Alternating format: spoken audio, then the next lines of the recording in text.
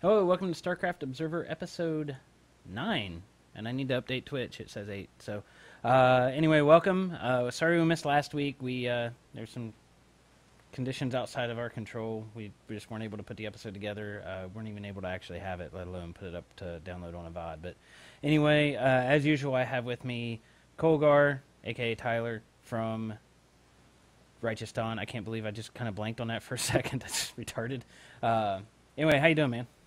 I'm doing good. How about yourself? I can't complain. The weather here in Texas finally became fall, so it's kind of that weird, really cold overnight, really nice through the day. So like the thermostats in the house are always screwed up and everything, but it's still beautiful outside. I'm not complaining. At least I'm not on the East Coast dealing with the storm that's going by. And if anybody is, I hope you made it through okay. I know there's like 8 million people over there or something like that, 9 million without power. So literally, our thoughts are with you. Living in a hurricane zone, I know what that's like. So, yeah, I hope everybody made it through okay. So, but I don't know. We got a lot of stuff to talk about since we missed last week. So, you just kind of want to go ahead and jump into it. Might as well. All right. So, Life won the GSL. Neither one of us picked this. We both picked MVP. I do want to point out that I said I wouldn't be surprised. True, you did. But and I honestly have not had a chance to watch it. Every time I tried to download the VODs, I've got the app on my iPad, the GSL app, and every time I tried to download the VODs, they bugged out and I couldn't watch them. And I haven't had time to sit at my computer and watch them. So I still haven't watched them. I'm planning on watching them, even though the next season's already started, like the up and down, or at least I think the up and downs have already started. But yeah, I haven't had a chance to watch it, but they couldn't avoid this spoiler. But Yeah, like with the current metagame with TVZ, while it is getting more balanced, like I said, I wouldn't be surprised. There's like nothing that MMA could really do. MMA MVP. Yeah, I was gonna say wrong guy, dude. Yeah, I was like, sorry. Yeah, I was looking at our show notes and I saw the. Right, then the few items down, yeah. Yeah. But yeah, I don't know. Like I said, I haven't had a chance to watch it, and I've tried, and it just didn't work. And other than sitting on my computer and watching it, I can't get the VODs to work on the app. I don't know if it's because Apple put out iOS 6. I don't know if there's a bug with the app and the new OS or whatever. But I would start to play it, and then it would just go back to the menu. Like no matter which one. Like I'm like, I'll skip game 1 because obviously there's several games here, so I'll skip game 1. I'll go to game 2. And I tried to go to every one of them, and it did the same thing. And I still haven't had a chance to actually sit down and watch it, but I plan on it. I fully do. Probably this coming weekend. Actually, no, because I'm going to be in Dallas. So probably not while I'm at MLG. Not going to be watching the GSL. So, but yeah, I mean, big grats to Life and his team. But I didn't see that coming, even with the PVZ. Or, sorry, the TVZ. I really didn't see that coming. I was kind of on board with you about not being surprised, but it's still, I'm a little bit surprised. I mean, it's MVP. Yeah. So, but anyway, yeah, big grats.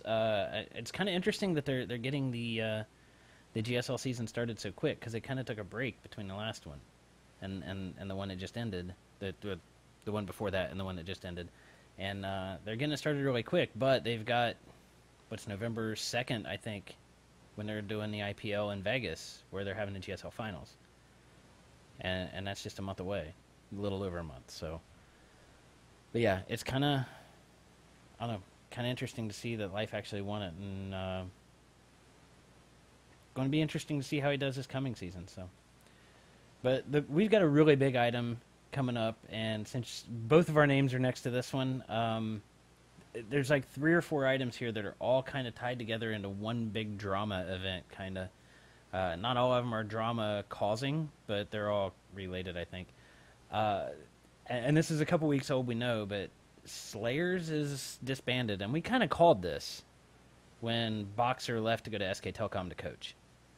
We kind of called it. Yeah, in the first weeks of this show, we were like, Right. Slayer's going to disband, and I mean, everyone kind of suspected it, and given all the things that were brought forth and all the drama, it's not surprising at all.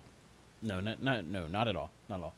But But there's been a lot of stuff come out, and I guess you've got the first announcement that Slayers is disbanding. There's several translations out on Team Liquid about it, and frankly, a lot of the translations, you get the point, but some of them you're kind of like, that doesn't make a whole lot of sense, but you do get the point of the translation. They But are lengthy. I mean, they very go lengthy. into detail. Yes. And the one thing that like I don't see that's in the show notes here that I did kind of want to bring up, and it kind of revolves around Jessica, and you and I talked about this before we started the stream, is wow, she seems kind of like a drama queen, and I've kind of always had that perception, but with this event going on, all this drama, it's like I can't help but think that because she's blaming Crank. She blames everyone but herself. Right, right. But there was a big disclosure from Total Biscuit around it, and about how basically from he's the spokesperson and sponsor for Axiom, which is Crank's team right now, and he basically came out and said, "Here's our take on it. This is the statement from Crank," and he put all that stuff out there, and it's like I don't. And the thing is, when you have a fragile situation, and I'm kind of playing devil's advocate here, I know, but when you have a fragile situation where your figurehead basically just left the team, Boxer leaves to go be a coach, and then you have players starting to leave. Crank left, was independent for a while, and then went to Axiom. So when you have that fragile situation, if one person leaves, it kind of starts a domino effect, and we see that with outside of esports. We see that, right? So, and I'm not trying to say it's Crank's fault at all. I'm just saying that he was the first one to go, and I think Jessica used that as making him the scapegoat. That's my take on it. Probably. Um, Another part of it is the whole esports federation, and the head of the esports federation steps down and apologizes to Jessica because she demanded that someone take responsibility for their actions. And honestly, I don't know what the fight was between them, but yeah. As far as I know, I mean, and I'm sure folks in Korea have a better grasp on this, or folks who are much more in touch and get their finger on the pulse more with the specifically with the Korean scene. I think that beef was around the GSL season 4 that just finished, and not letting, because there was a kind of a boycott where the ESF folks they were boycotting the KESPA event because KESPA wasn't allowing their players to compete in GSL. I think that maybe is what that references to, but I'm not 100% sure on that. But I think Crank is or at least Jessica is trying to make Crank to be kind of the scapegoat here when I read everything. Well, I mean, like you look through all these responses, and all of it boils down to, pardon my language, but again, like you said, Jessica's just a huge bitch when it comes to stuff like this. I mean, like, she's apparently Alicia was upset about her not congratulating him for getting second, and then she's all like, "But I did twice. I tried to cheer you up. You're being ridiculous," and it's just drama, right, which is it's not something you want in a growing sport, I guess. Right, and I thought you were going to say a growing team, and I'm like, well, Slayers really didn't need to grow. I mean, they were established, they were there, but yeah, in a growing sport, yeah, you're exactly right. It honestly, I'm like we've covered it before. I'm kind of the old guy when it comes to esports fans. It seems kind of high school to me. It really does. It seems very high school. A lot of the stuff that's been said. It seems like there's cliques involved, and people are using that as an excuse. Whereas it, honestly, from the outside, from several thousand miles away in the States, it just seems like poor management of a team.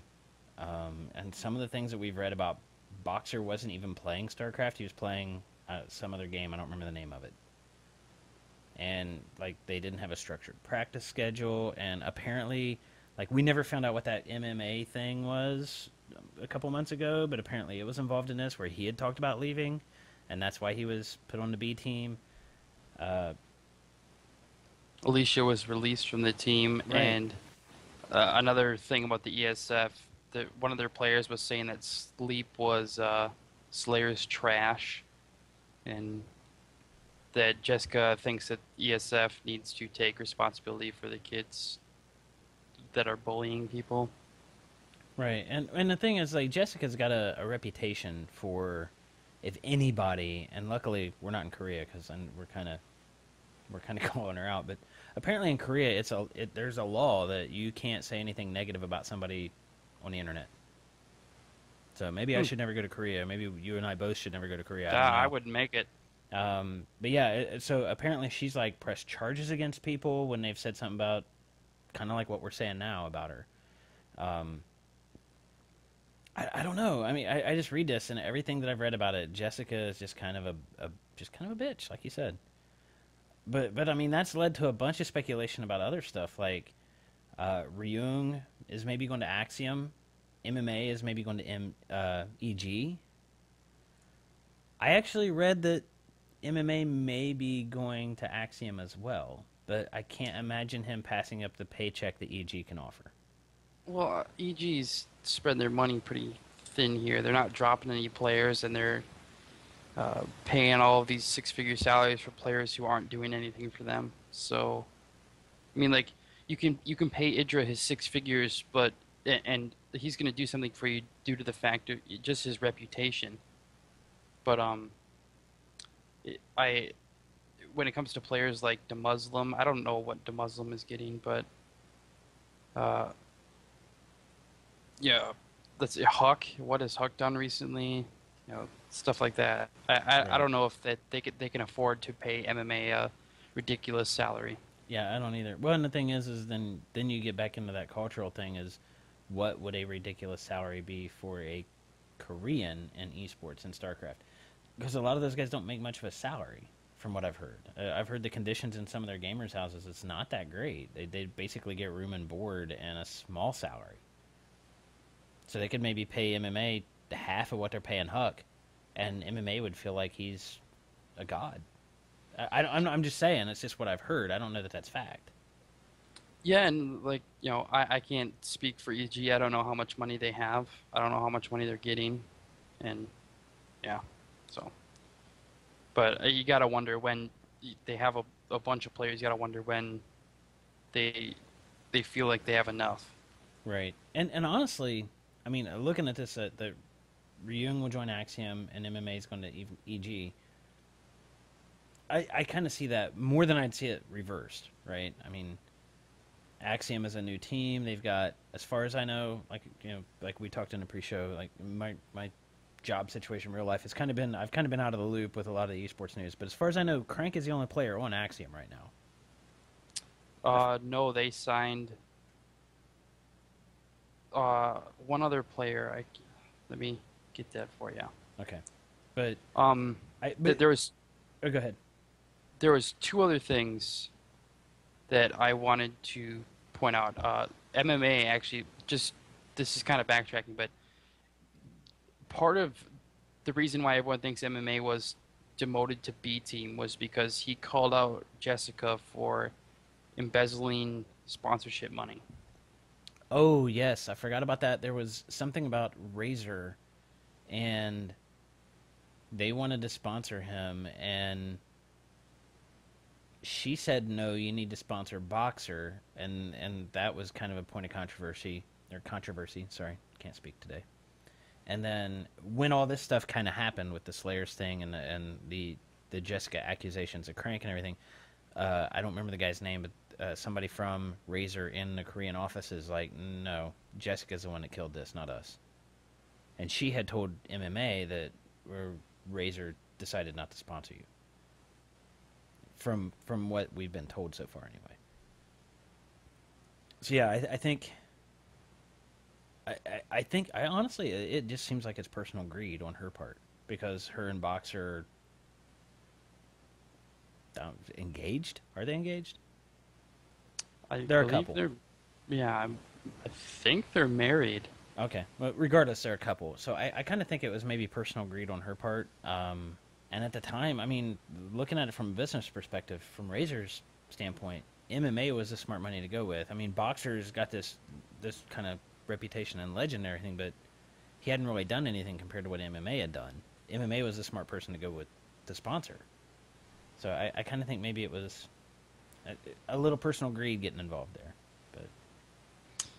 But I actually looked it up, and they do not have another player, but it is confirmed that Ryung is going to Axiom. oh, okay, that's confirmed now. Sweet. Well, it says that Jenna told it. They still have 30 days remaining on their contract, Right. or something. Yeah, because they're not disbanding until November 3rd. November 3rd, after, which is just a couple days away from now. Yep. So, yeah, it's after their GSTL match against MVP on November 3rd. They're going to disband. But yeah, I'm really curious where MMA is going to go. I would kind of like to see him go to EG because I think that might get him into more of the foreign tournaments, outside of Korea. That was the second thing I was going to say. That they've been playing EG in all of their content, have been kind of playing MMA up and saying how great he is and stuff like that. And there's been a lot of speculation to say that it's just like Stefano. Like, you can't confirm it right now, but it's almost guaranteed that he's going. Yeah, I've kind of gotten that vibe too, because I mean, as out of the loop that I've still been following Twitter on my phone and everything, and I'm seeing a lot of mention of MMA in the different, in Control's tweets and the EG, the official EG Twitter. I have seen several mentions of MMA, and it's kind of like it kind of makes sense. Like, this rumor makes sense, and like I said earlier, to flip it, like, I don't see Axiom being a new team with just one player. I don't see them having the money to make an offer to MMA that's going to be more attractive to him than what EG can offer. I really can't. I don't see many teams based in North America that can make an offer that's going to be above what EG can offer. Maybe Complexity, maybe Quantic, but I don't know. And I just hope that gets MMA into more of a, like I said, I just hope it gets MMA into more foreign tournaments. I want to see him at more MLGs. I want to see him at more IPLs. I want to see him do more outside of the GSL. And that's agreed on my part, because I want to see more MMA, because he's fun to watch play. But that also brings us around to, I guess we can move on, unless there's more to say. I mean, because there's so many different things to say. We could go on forever just Right. translating about Right. everything that's happening, but I don't think it's necessary. Another thing that's happened involved around all this with Boxer and Slayers and everything, and it was 6 weeks ago or maybe 2 months ago, that the Boxer, maybe even longer ago now, that Slayers left, or Boxer left Slayers to go to SK Telecom 1 to be a coach. Well, now Coach Park, who is the head coach on SK Telecom, he's stepping down and is going to remain in an advisory role, and Boxer is going to become their head coach, which I think anybody should have seen coming, really, a long time ago. Like, and the connection between, or the relationship between Coach Park and Boxer has been, years and years and years they've been working together, so I wasn't surprised. Yeah, I really wasn't surprised either, given Boxer's history in esports and Brood War and what he's done in Starcraft 2, for that matter. And for him to go back and be named a coach, it was kind of, the writing was kind of on the wall, in my opinion. I'm surprised it had happened. Like, I guess what I'm saying is, like, I'm surprised it happened the way that it did. I kind of figured it would have happened immediately, and again, maybe this is a cultural thing between, Koreans and us Westerners. I kind of figured that would have happened immediately or a little bit later than it did. But maybe the drama with the team disbanding and everything kind of just brought it to a head. I don't know. But given the history and the relationship they have, it's cool that he's sticking around in that advisory role, because, like you said, they've known each other for years now, but I still kind of think, I mean, just kind of reading this, it kind of seems like a weak excuse. excuse is not the right word, but it kind of seems kind of a weak reason to step down and then give it to Boxer, even though it's Boxer. You see what I mean? Yeah, I mean, getting married. Yeah, I don't know. Yeah, people get married every day. That's my thing. That's my thing. It's like, yeah, I know you're getting Still married. got to work. Right, I don't know what exactly. he's. It's kind of like people get married every day. You still got to work. Okay, take a couple weeks off, go on your honeymoon, come back, and go back to work. But then again, I don't run an esports team. I don't know how all that stuff works. So yeah, it's just kind of one of those. We should have seen this coming, and it seemed kind of like a surprise when I first read it. But then again, I was kind of like, I should have seen it coming. But that does kind of move us on to, and you kind of mentioned this a little bit ago about the ESF, where the head of the Esports Federation in Korea has stepped down and issues an apology to Jessica, which amazes me.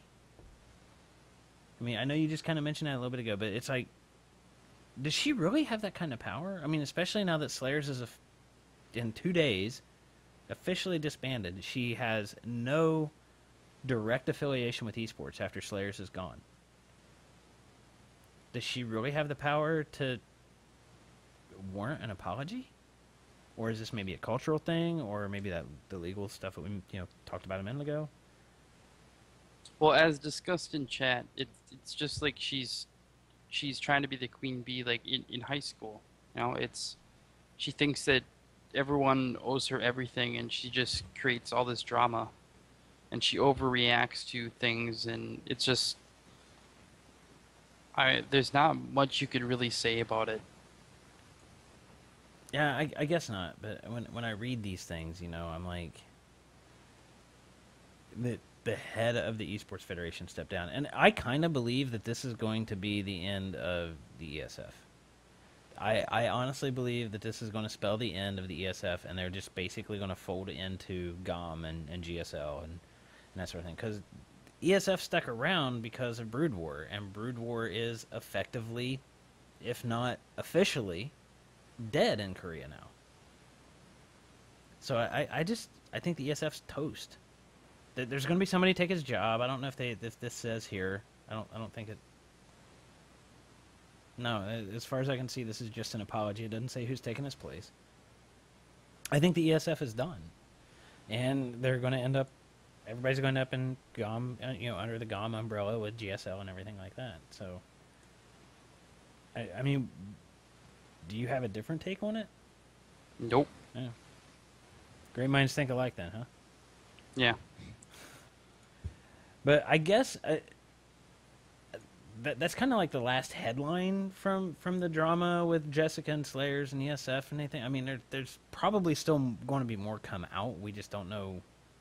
Well, and that initial post had so much content. I mean, you could go through that and read for several hours. Yeah, there was tons of drama with the blame being played, and then if you look at some of the if you look at some of the things from Crank himself, where he says he talked to Jessica and he talked to Boxer, and Boxer was saying, well, this is all because of MMA and his thugs, and he was talking about some of the other players that have recently left Slayers or are wanting to leave Slayers. I think Ryung was one of the thugs with MMA.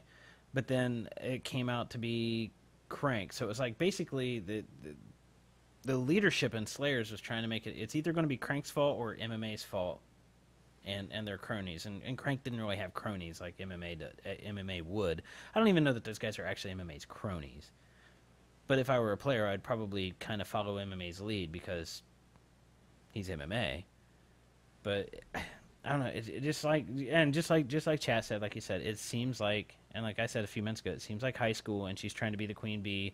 And honestly, she's trying to come out of, again, excuse my language, she's trying to come out of a shitstorm smelling like a rose, in my opinion. Yeah. And there's no way to, I don't think there's any way to do that. Maybe, again, maybe a cultural thing, maybe in Korea she can do that, but I don't think here in the States that would fly. So, Honestly, I'm starting to wonder if people are just like, yeah, whatever, Jessica, just they're just getting sick of it because this is a constant, ongoing thing with her. Yeah, and I kind of hope so. Be honest with you. But then again, like I said a few minutes ago, Slayers is no more in 2 or 3 days. So she really, outside of being in a relationship with somebody who is in a position of power in an esports team, she really doesn't have any play. She has no official power right now. In 3 days, she doesn't have any official power in the esports world. So hopefully for esports as a whole, that's a good thing. I think it's a good thing, and hopefully that continues to be a good thing. We'll see. But yeah, it's just I don't know. The whole thing just kind of stinks to me. And honestly, I know when this all kind of started, like In Control was putting on Twitter, he's like, "Look, guys, there's a bunch of drama in the community. We need to pull together. We need to be a community." But I'll admit, there were times where I'm like, I don't want to know about any of this. I just want this to all happen and go away and be behind me, be behind all of us. It's just go away and let this team disband, even though it's Slayers. Let this team disband and let's just move on. I don't want to know about the drama, but then that human factor kicked in and I wanted to know about the drama. Yeah, so I don't know. It's hopefully it's not going to be too much of a step back for esports in general. Obviously for Slayers it is, but anyway, I guess that's it about that. A whole bunch of drama, whole bunch of news items. Let's go ahead and move on to some other things here. We've talked about that one item, kind of one item for almost a half hour now. So, All right, well, IGN is on sale for 100 million, or at least that's what the Wall Street Journal report said they expect it's going to sell for. It was actually bought by News Corp in 2005 for 650 million. So it says they sold a handful of businesses, including Rotten Tomatoes. I've never even heard of that. Direct to Drive and GameSpy Technologies. So that's probably why it's down a little bit. But I mean, I don't know what.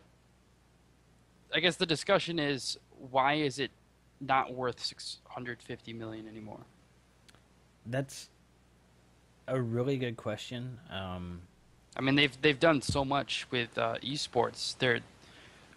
They, according to numbers and viewers, they are the most watched besides the GSL. But I mean, like the most watched American tournament by far. Oh, yeah, I know.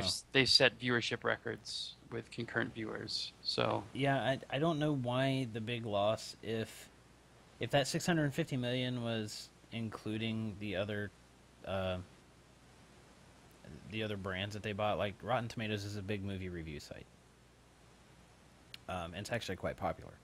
Uh, I don't work stocks or anything like that, so I don't have any idea. But if it was just IGN that was bought by News Corp, how long ago was it bought? When did News it Corp was in buy 'em? 2005. Okay, well the economy kind of tanked between then and now. So there's But by 500 million plus. I would say a couple hundred anyway, just because of how much the economy tanked. I mean, General Motors needed a bailout from the government.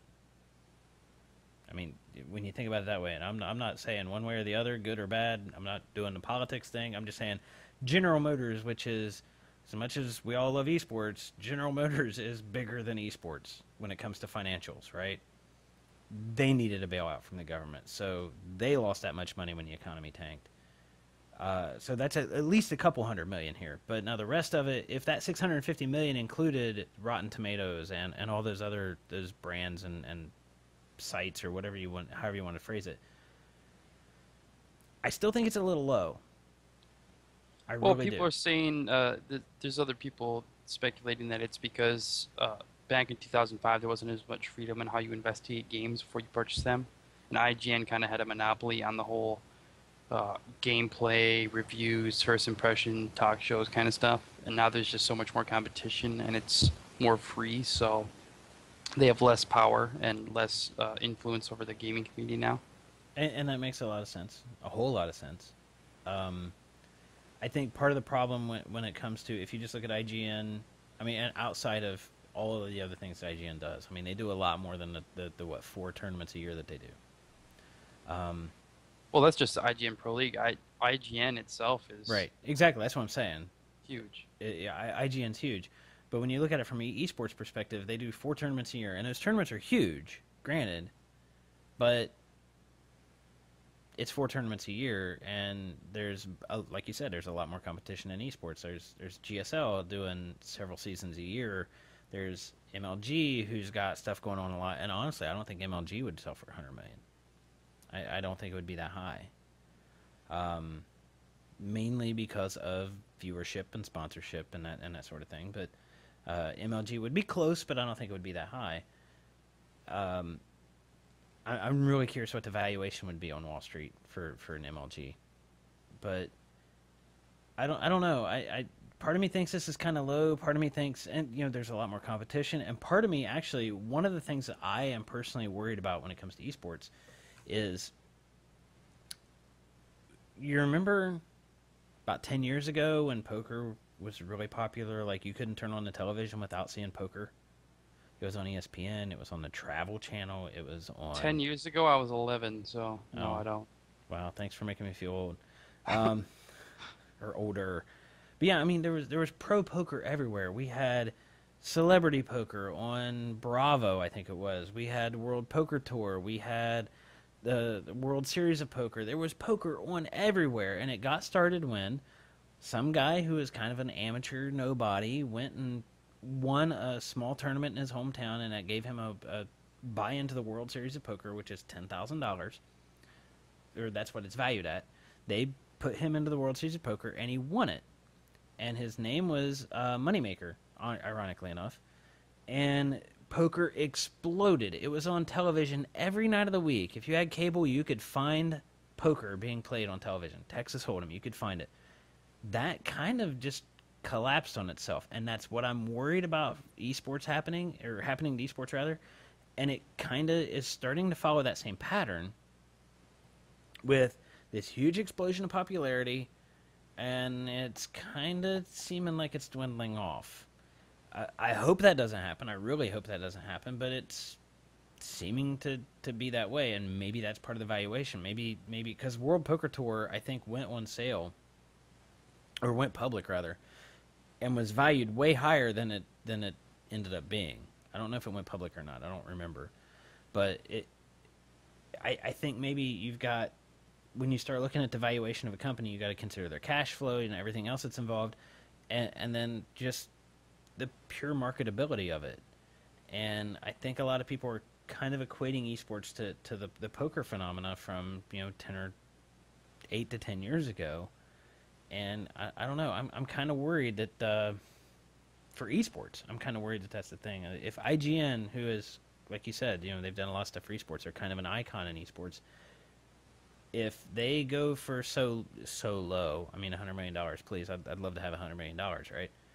But You don't have $100 million? I do. dude, if I had $100 million, I wouldn't be worried about this whole day job shit. But if they go for as low as $100 million, that might. Well, that's. What I was gonna say is that might not be a good thing for esports. Kind of like what you were saying.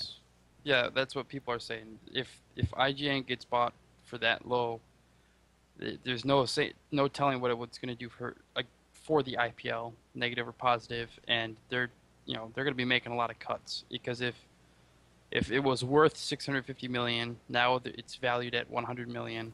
It's doesn't have as much value, so who knows what they're going to do with it. Right. And there's lots of funny comments about how EG should just getting MMA and just buy IGN, make it EG IGN. Well, and the other thing is you gotta understand, News Corp itself has taken a pretty big hit in the financial markets. Like, I don't, again, I'm not in the stock markets. I don't really follow that kind of stuff. But News Corp itself has kind of taken a big hit. And you got to understand, News Corp owns Fox News, and there's a presidential election this year. You've got the whole Democrat-Republican and the bias in the media. That could have something to do with it. Plus, you've got News Corp was in trouble in, I don't want to say the EU. I want to say UK, but it's somewhere in Europe. I want to say it was UK for hacking people's phones, celebrities' phones to get stuff.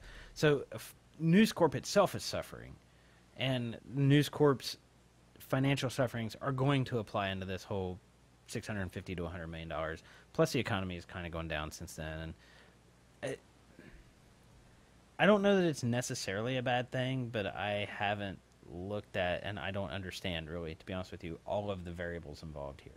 But it's still an interesting thing to talk about, and I don't care who you are. $100 million is a shit ton of money.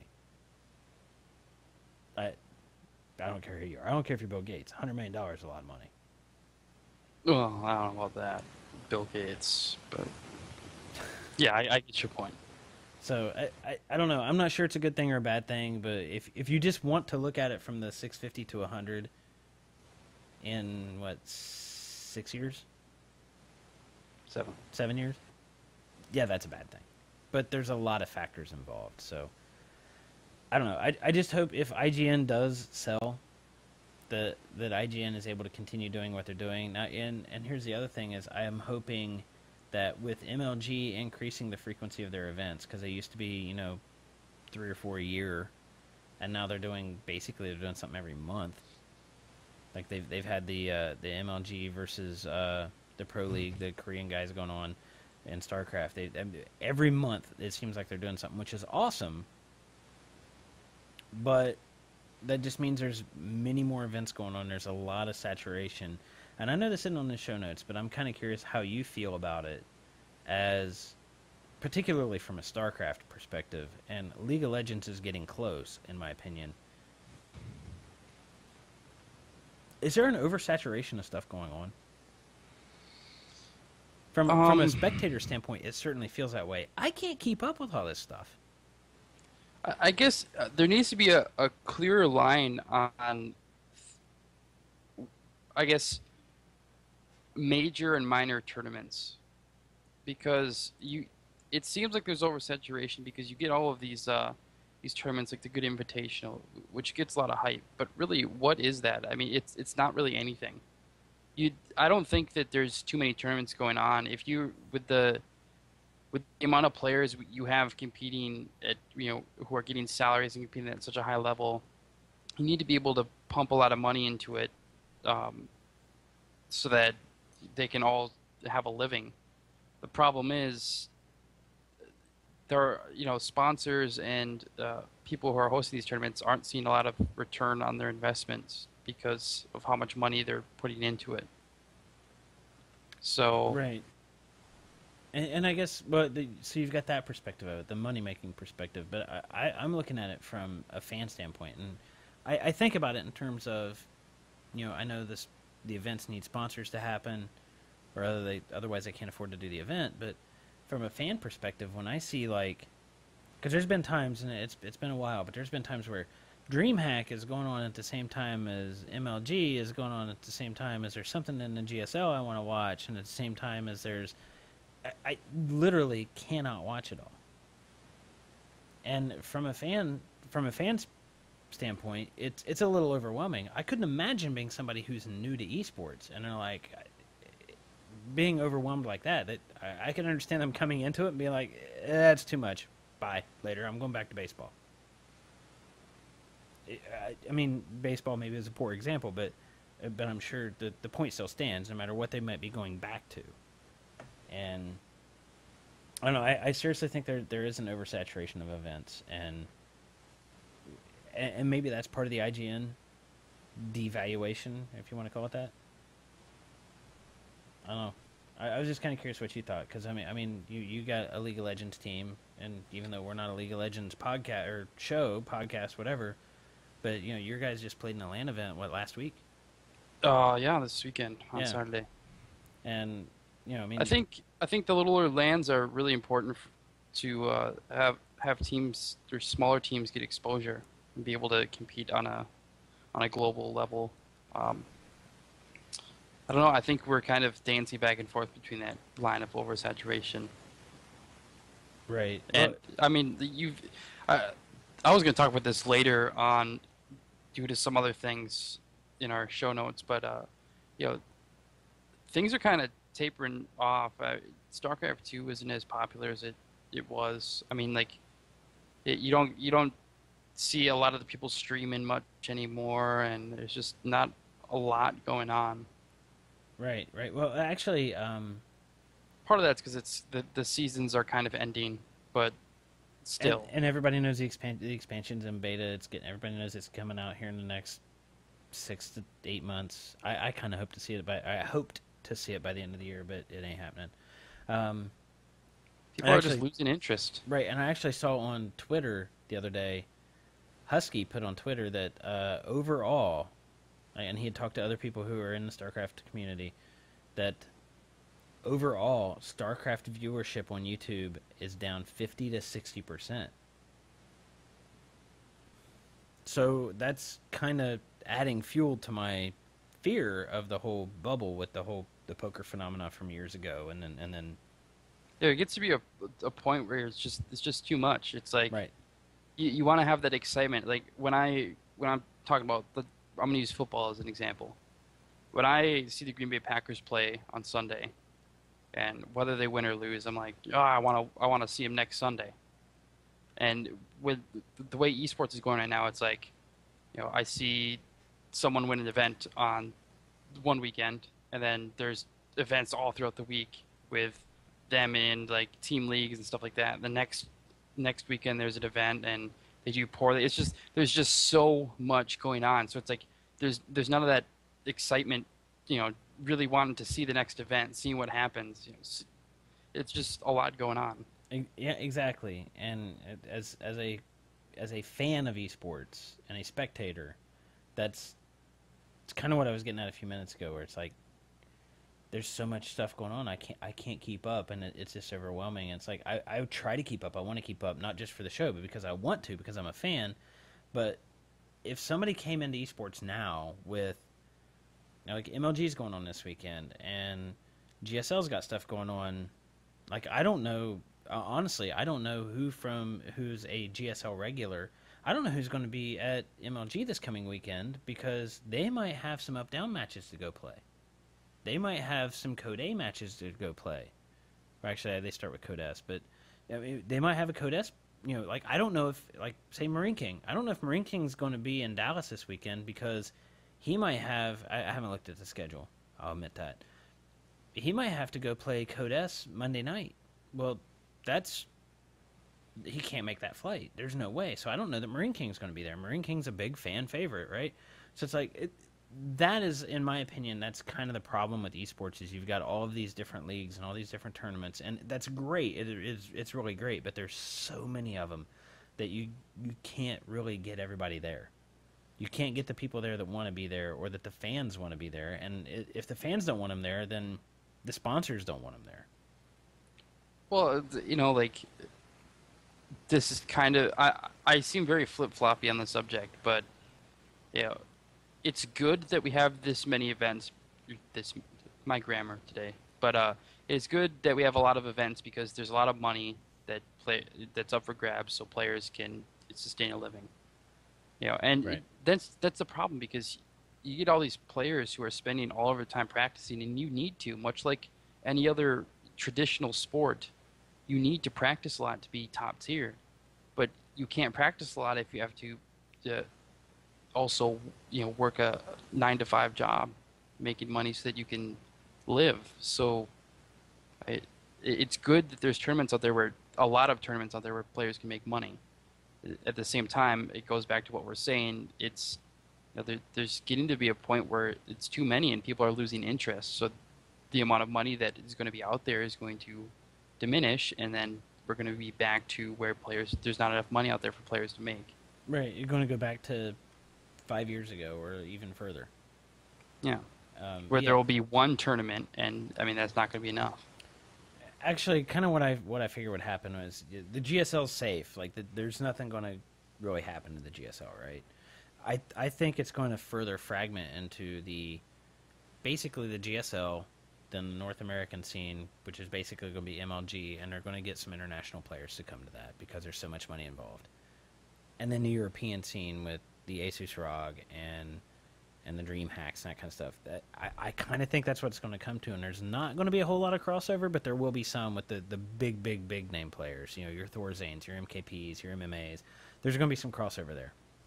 And for organizations that can afford it, and I mean, Right. like, you know, so EG, they could afford to send all of their players everywhere because the way they're marketing themselves, they're making a lot of money. Exactly. But this goes back to the point when I said a few weeks ago that, you know, we need tournaments that are just for people in America and stuff like that.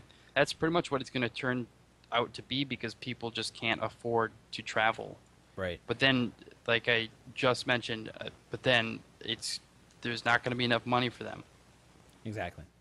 So, but yeah, I mean, just this ongoing circle of problems. right, and it's kind of, and it kind of seems like over the past couple minutes we've been like, oh my god, esports is doomed, and that's not what I'm saying anyway. I'm pretty sure it's not what you're saying still, yeah, it's still growing. It's not going anywhere. Yeah, definitely not going anywhere. It's just, it's in a fragile state, and it need esport. And when I say it, I mean everybody. I mean MLG and DreamHack and you know, Good Studio and IPL and Intel Extreme and GSL. They need to cooperate to not cause something that's going to to make esports as a whole kind of implode on itself. And even if it implodes, it's not going to go away. It's just not going to be as big. It's not going to be as big, and either it's going to stay that way, or they're going to have to start rebuilding it again, but try a different approach. Right. And honestly, maybe the Starcraft. I mean, you know, like we talked a few minutes ago, Starcraft, like viewership's down, and maybe the expansion's going to bring that out. I'm still waiting on my beta, Blizzard. Just saying. But anyway, Yeah, we should move on. yeah, we should, because we kind of went off topic there. We kind of veered off, and well, this kind of goes in. I didn't do any setting up of this episode this time, but it's actually flowed pretty well. Yeah, it kind of goes into our next part where we're wondering if teams can really afford all of these players because Right. as soon as it was created, Apex also disbands. We were really excited for the players they picked up, a lot of old OGS players, and none of them actually competed in Bucharest. They all dropped out, and now it says, yeah, this is just a Skype message. So, I mean, can we really confirm it? I don't know, but all of the Korean players left, and yeah, so they say that Apex disbanded, or at least their Starcraft division. Yeah, I mean, we had a lot of high hopes, and yeah, it was, again, it's, I don't know. Teams disbanding is really not a good thing for esports in general. It'd be different if teams were getting bought, like, you know, a year or so ago when, was it Complexity that bought Root, or Quantic, one of the two, when they bought Root. That's different. That's not players losing their team. That's teams kind of merging, and that's completely different than teams just saying we don't exist anymore. So, but yeah, I mean, it kind of does tie into that, but anyway, moving along, we've got Select. Dignitas Select is retiring from StarCraft to play Dota 2. it might be again.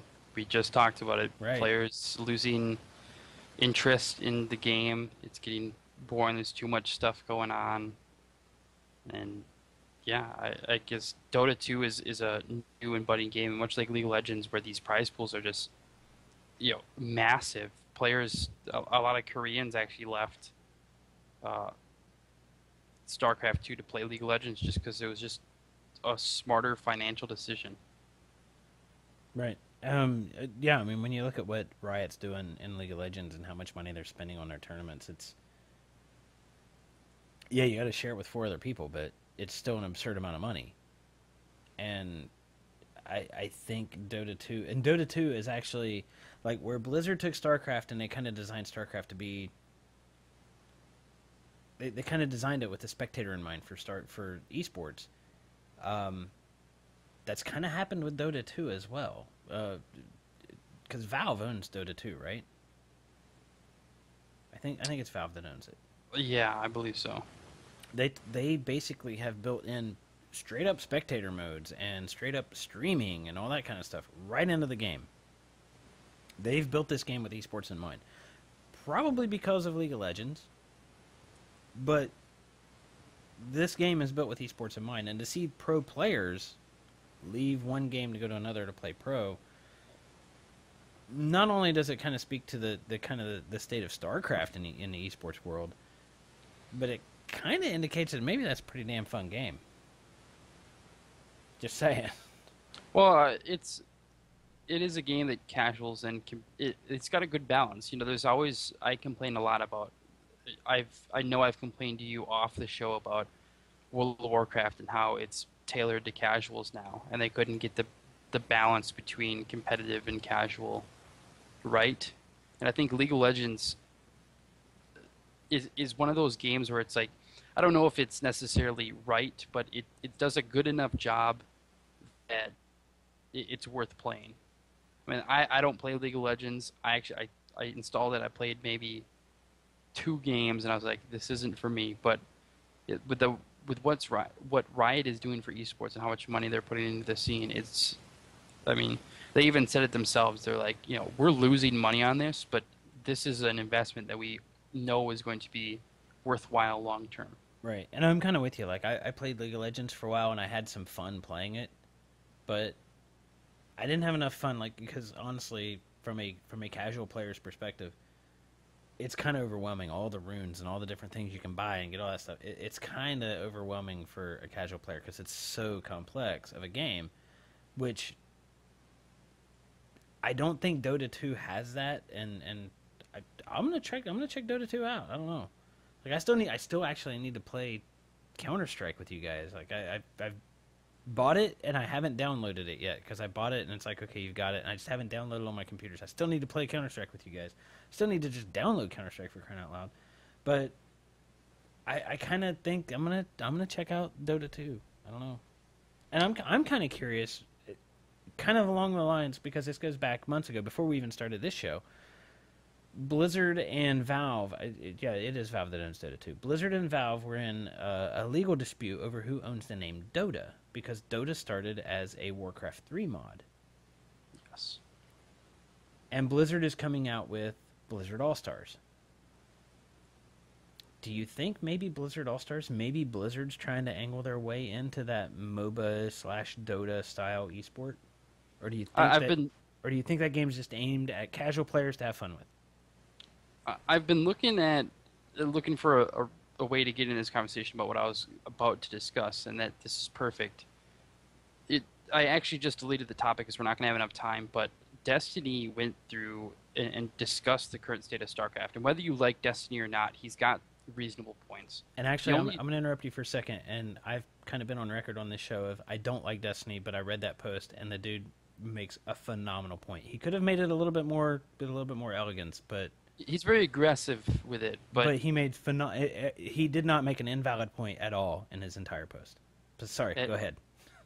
Riot, what I said, what Riot is doing for esports is exactly what Blizzard needs to do. Blizzard is a powerhouse company that has enough money to throw around anywhere they want to, and they can lose money and they'll still be beyond fine. With their new games, with what they're doing with WoW, they make so much money. And the current state of StarCraft is really dependent on what Blizzard wants to do with it. And Blizzard they're so concerned with maintaining relevance in the gaming scene that they don't care enough about esports. And I mean, like, Blizzard doesn't have to care about esports. They make enough money anyway. But esports would do a lot better if Blizzard would just take a little bit more interest in it. Yeah, and I think and so what I think Blizzard did with the WCS series. I think they did, and I think Riot not enough, but I think Riot they didn't just one up them, but Riot definitely one up them, because the WCS stuff, was planned long before we knew about it, right? So all the money involved and everything was planned, and then Riot came out with their deal, right? And it was not only just one-upsmanship, but it was more than that. I mean, it was a step above and beyond one-upsmanship.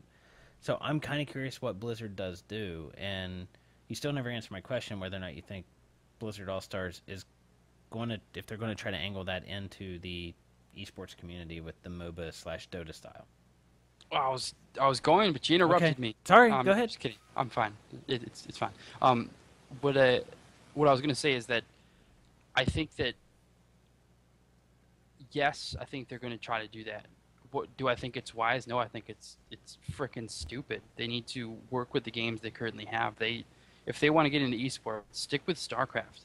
And I mean, like, Riot is Riot didn't just one up them. They 1 million up to them. The prize pool that they have is absolutely ridiculous. And regardless whether or not it's for 5 players versus the 1 player, it's obscene the amount of money they're putting into it. And like I said, they're losing money, but they know it's an investment that is going to pay off in the future. Right, And and I'll admit, like I said, I played League of Legends. I had a fun time playing it, but not enough of a fun time to like go to their cash shop and start buying stuff, and not enough fun to like burn all that time to earn the in-game currency you get to buy all that stuff. But I did have fun playing it, and honestly, the amount of money they're putting into it makes me think I might want to go reevaluate that. I don't know why I'm thinking that, but I kind of want to go reevaluate that. It's not. I didn't uninstall it. It's still on my computer. But yeah, what, oh, go ahead. pretty much what I'm saying is, so Blizzard has this golden opportunity. I mean, like, pretty much the fate of esports could rest on Blizzard's shoulders right now. What they decide to do with esports after the World Championship Series, I mean, they could make or break it. Honestly, they could. With the amount of money they have and how much money they could put into the sport,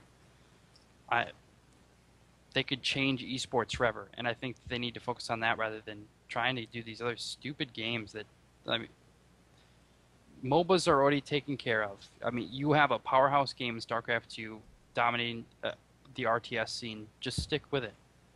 I fully agree with League of Legends and Dota 2. I honestly believe they need to make Blizzard Blizzard Legends or whatever they're calling it. I think that's what it's called. They need to make that. Just make it for the casual player. Let the MOBA slash Dota scene, let League of Legends and Dota 2 fight it out. Don't get involved, and focus on StarCraft. I mean, and the funny thing is like, to kind of like you talked about the Destiny article a little bit ago.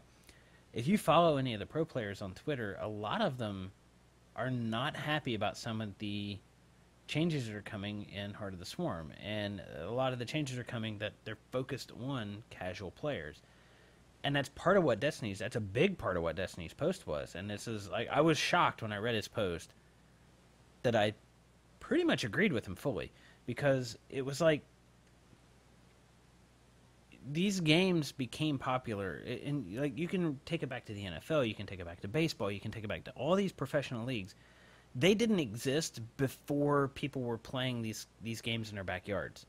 Like, they came to exist because people were playing these games in their backyards. The NFL came to exist, and college football and high school football came to exist because people were playing football recreationally, casually.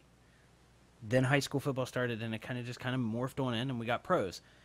And a lot of the pros are complaining about some of the changes in Heart of the Swarm that are catering to casuals, and they're literally saying, don't cater to casuals. Well, if you don't cater to casuals, then your fans aren't going to be able to play your game because they want to be Joe Montana. Like, when I was a kid, like when I played football in the backyard, like, I'm Joe Montana or I'm Jerry Rice. Everybody was calling out who they were, and probably different players for you, being a different age than I am. But everybody did that. Brett Favre. Okay, Brett Favre. Yeah, well, yeah, from Green Bay. Yeah, you're from Wisconsin. Yeah, you were like, oh, I'm Brett Favre. Everybody did that when they played football in their backyards. If you don't have that going on in esports, I don't care what game it is. I don't care if it's StarCraft. I don't care if it's League of Legends. I don't care if it's Dota. I don't care if it's Counter-Strike. If you don't have people doing that, then your profession is going to die.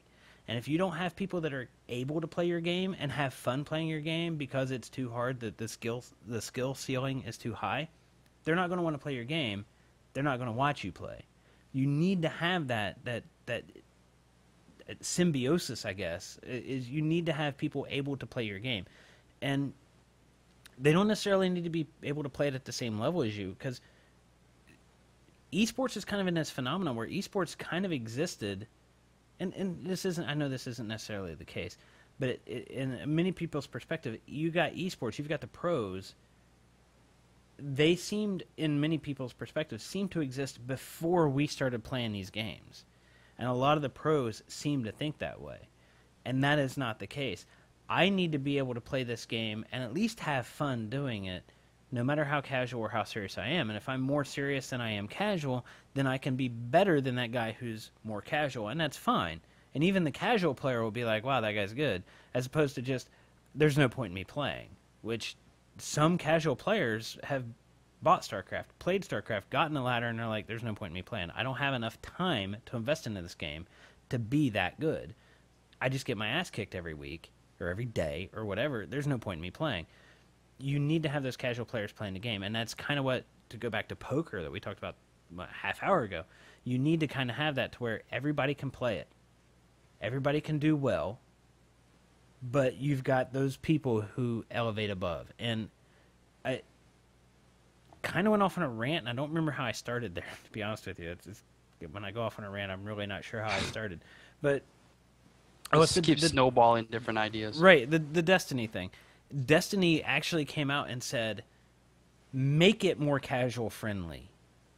Because if the casuals aren't playing, if the casual player is not playing the game, then we don't have fans, is basically what his post came out and said. And what's sad is a lot of people dismissed it simply because it was Destiny. I wanted to. I wanted to dismiss it because it was Destiny. But I couldn't, because the dude made a point. Like, Destiny and I, from the different things that I've seen him post, he and I do not agree on a lot of things. But on that one, we fully agree on it. Maybe that's because I'm a casual player and he's a pro, and he's saying make it playable for the casual player. And that's kind of to go back to the whole Dota thing. I think Blizzard shouldn't. I think they should make Blizzard All-Stars make it for the casual player. And then if you get these people who are, oh my god, good, they'll be pro in that game. There will be enough people, if they make it fun enough for everybody wants to play it, right? If they make it so fun and so casual that everybody and their sister wants to play it, there will be people who will elevate above, and then that pro scene might just kind of form on its own rather than Blizzard forcing it.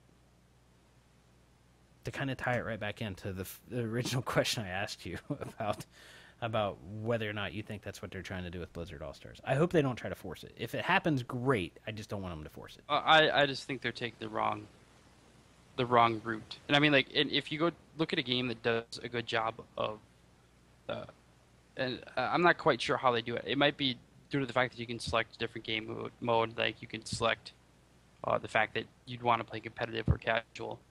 But like Call of Duty is really, I hate the Call of Duty series. The community is awful, and actually the community is the only thing that ruined Call of Duty for everyone. I mean, for everyone who plays Call of Duty. I fully agree. But you could be casual and you could play that game against a bunch of people that were really bad. I mean, like that matched your skill level.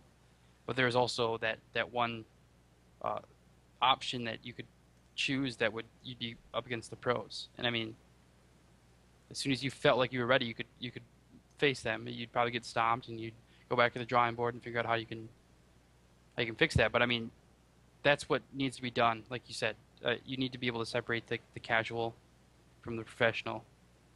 Right. You need to separate it, but you still need to blend it. It's a difficult line to walk, and I don't envy anybody making a game that has to blend that line. Well, I mean, you look at the ranking system for Starcraft 2, and I wouldn't want to play against someone on Grandmaster level. I definitely wouldn't. I'd get stomped in 5 minutes. Not even 5 minutes. I'd get 6-pool, and I wouldn't know how to handle it. Well, right. But so, yeah, like you said, it takes a lot more work to just get up there just to play some of these people than.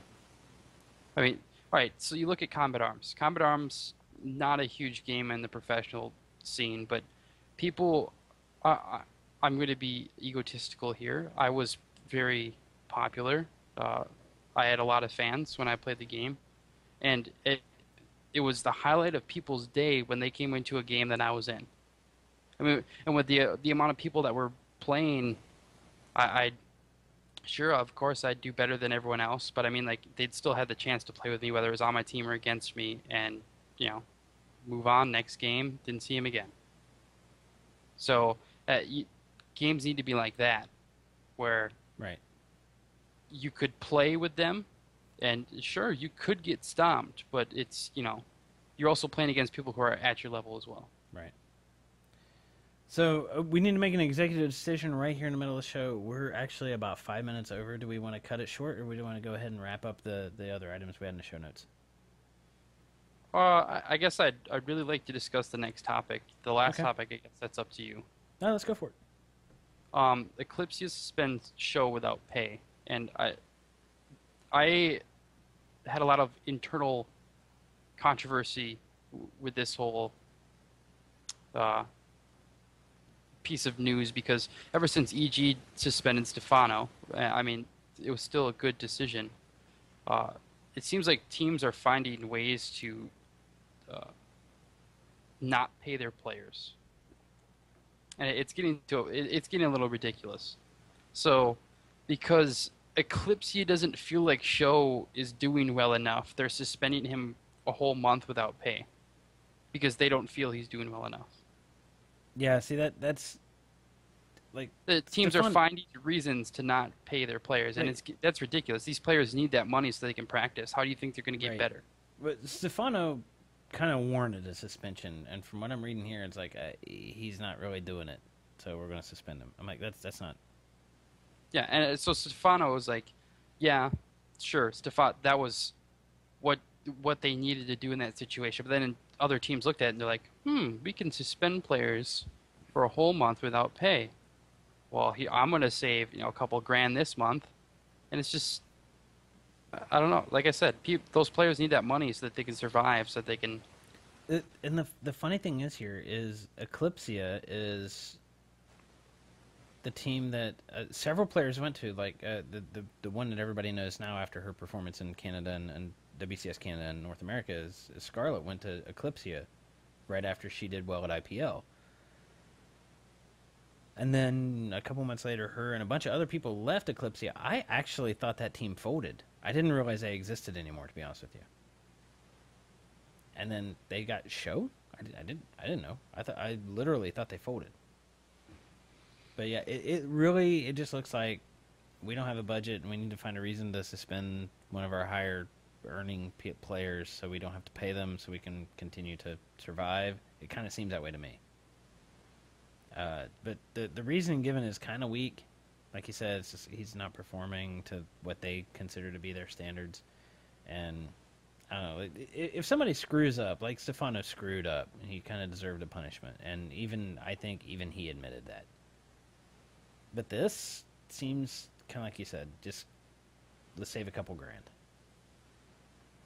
And it really, to kind of go back to what we said earlier, it kind of makes me worried about the state of esports. I seriously think esports is in a fragile, especially StarCraft, but esports as a whole is fragile, especially StarCraft is in a fragile state right now. Well, you look at it too. Yes, I agree with both those points. Going back a little bit earlier on what you said and what I said, if a team has a team house and they're paying for these players, electricity bills, they got a place to stay and everything, it's a different story. If they're not, I guess, well, like even this reasoning is a little ridiculous, but if they're not doing something right that they're supposed to be honoring in their contractual agreement, then yeah, because they're still able to survive because you're still essentially paying for that. But when that player relies on that money to go on day to day, then you can't do that. Yeah, I mean, and what they're saying here is Show had committed to increasing his gaming level and be more visible online. He was indeed supposed to stream his trainings, which I think this is translated from. I'm not sure what language. A European language. One of the European languages, yeah, and not English. It wasn't translated from English. We are today very sorry to admit none of these commitments were or are being honored. We really wish for this period to be enough to receive from our player a satisfying answer. We still hope to see sjow at the top very soon. So apparently and honestly, if he signed a contract, and because this doesn't go into specifics, Roy, but if he signed a contract that he would stream 20 days out of the month and he hasn't been doing it, then he didn't live up to his end of the deal. Okay, suspend him. But they don't say that. I've seen sjow stream. Right. He doesn't get a lot of viewers recently, and that's not. I don't know if that's on him or not. But and even if this, and I'm not saying it is because I highly disagree. But even if this suspension is warranted, there's so many other teams that are also suspending their players, and like it just goes back to the initial thing I said. It's getting a little ridiculous. Yeah. Even if this is warranted. Yeah, and again, like they don't go into specifics, but if he had agreed to stream X number of hours or X number of days or whatever, and he's not living up to it, okay. The dude put his name on a line, he's not living up to his word. Okay, fine. He deserves some kind of repercussions out of it. But to just kind of give a vague statement like that, it's like it's not necessarily, it could be, but it's not necessarily his fault that he's not getting the viewers on his stream that they wanted. Especially if he's going up against people who are very popular on the stream. If he's going up at the same time against Destiny's going to get more streams than sjow. I'm sorry. He's going to get more views. It's just the way it is. Maybe he needs to pick better times to stream. I don't know. It's just one of those things. Like it seems kind of shady, and I'm taking your side. I definitely am. That it just seems like teams are starting to kind of just decide when they want to suspend somebody because they want to save a few grand. Which is not a good thing for esports in general. Definitely not a good thing for Starcraft in the esports world. So, but anyway, I guess unless you wanted to go on and do that last topic, even though we're about 15 minutes over. I'll just do it quick. Okay. We don't really need to discuss much. Honestly, I didn't know that FXO was had enough money to throw on to do this, but they have absorbed all of Team Legion, which there wasn't a lot of notable players. There's some high GM North American players, but who haven't really done much. But they absorbed all of the Team Legion, which had several different games and a lot of staff under them, and they are now part of FXO. So yeah, FXO's got actually quite a few notable players in Korea. Yeah, and actually, Team Legion had sjow, who I was actually the Korean I was going to talk to about joining us, which I didn't know that until I read this. So, right, and yeah, no offense, but you're not really going to compete with FXO. Yeah, well, definitely not now. But I mean, back when he was originally looking for a American team, that would have been really cool for you guys. It really would have been. But yeah. I really didn't know that he was on that he was involved in this either. And it's like looking at some of these, I've seen some of these guys' name, but sjow is the one that I recognize from that I'm like, oh yeah, sjow. But the other guys, I'm like, yeah, I've seen them in some kind of a tournament result here and there, that kind of thing. But yeah, I guess that's it for this week. Yeah, and there's no more in the show notes. MLG's this weekend, and I can't wait. I'm going to be there. Looking forward to that. I am so going to be there. I can't wait. I can't wait to be in, when I was in Anaheim, sitting on the floor with one of my best friends. We're sitting on a concrete floor with a bunch of nerds watching a bunch of Starcraft. It was awesome. Can't wait. Can't wait to experience that again. Literally, guys, if an esports event comes to your town or anywhere close, a 6-hour drive, go. It's totally different than watching it on the stream. In some ways it's better, in some ways it's not as good. I'll admit that. But go. Just that nerd energy in that arena, in that convention center, wherever you're at, it is awesome. Go. I can't wait for it. I am going to be stoked for next week's show because I'm coming back late Sunday night. I'm going to be dead ass tired on Monday when I go to work because I'm probably not going to go home until midnight and I got to get up. I got to be at work at 6:30 in the morning. So Tuesday, hopefully I'll be recovered, but I am going to be stoked for esports.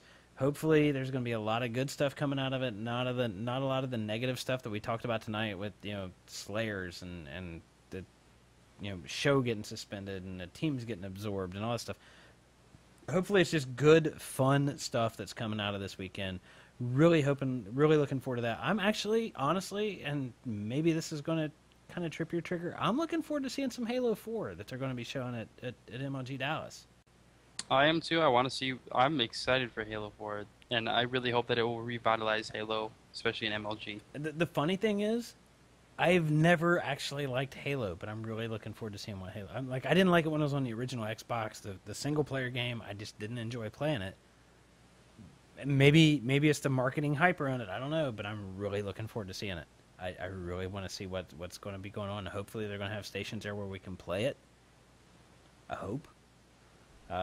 We got to play Heart of the Swarm at MLG Anaheim. Hopefully we can play some Halo in Dallas. I'm really looking forward to it. It's going to be really fun. Definitely, I know I'm going to have fun no matter what. But definitely next week I'm going to be on fire. Hopefully there's a whole lot of stuff for us to talk about, or maybe there's just a few items that I can just go off on a rant. I don't know. We'll figure it out. But anyway, really appreciate the guys in the chat room showing up. Really appreciate you guys tuning in on YouTube and or iTunes, however you're tuning in. Tyler, I'm going to throw it over to you. Anything you want to say? I'd just like to thank eSportsNet TV. You guys do a lot for us. They obviously, the host of this show, they're going to have a lot more content coming out. I mean, I shouldn't be speaking for you, but really excited. And thank you for everything you've done for us and everything you do for esports. I have an exciting announcement. I am officially going to be competing in the 6th and final season of the World Online Gaming League Combat Arms Search and Destroy National Championships. Last competition that will ever be hosted for Combat Arms seasonally in the World Online Gaming League. And I am playing for Team Defile since Righteous Dawn is not going to be playing. I'm in the playoffs. So I'll keep you guys posted on my fan page. Yeah, definitely, man. I didn't know that, man. That's awesome. Cool. When does that go on? It's weekly and it's starting, I think, next week. So. And when are the finals? I think I don't know. There hasn't been enough information released yet, but I will keep everyone posted. So over the next 3 weeks or so, 4 weeks. Yeah. Cool. All right. Well, definitely good luck to you, man. I hope it works out for you. Definitely want to thank Tyler and Righteous Dawn for everything that they're doing for us and joining me on this show. Really, it's been a really good time, and I've really enjoyed this show tonight, especially. I've had a really good time tonight, which is kind of indicated by me going off on rants, I think.